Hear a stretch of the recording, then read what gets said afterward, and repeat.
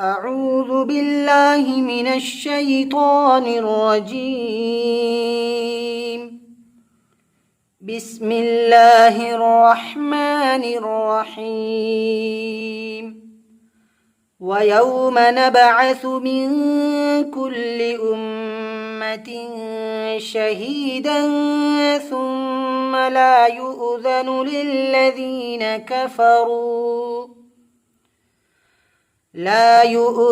للذين كفروا ولا هم يستعتبون.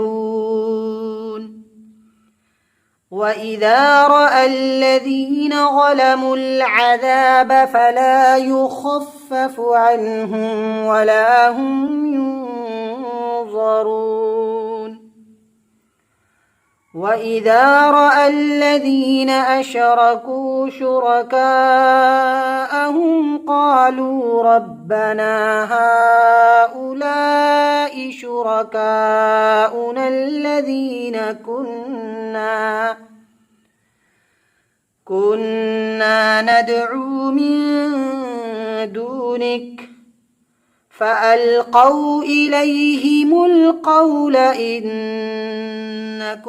لكاذبون. وألقوا إلى الله يومئذ السلم وضل عنهم ما كانوا يفترون. الذين كفروا وصدوا عن سبيل الله زدناهم عذابا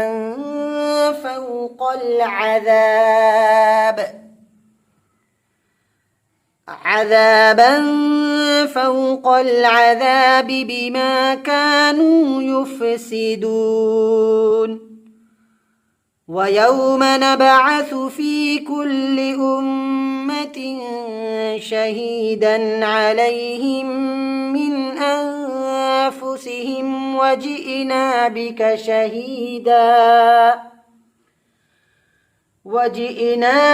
شهيدا على هؤلاء ونزلنا عليك الكتاب تبيانا لكل شيء وهدى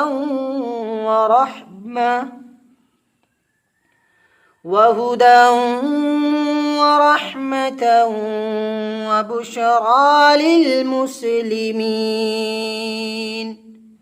صدق الله العظيم.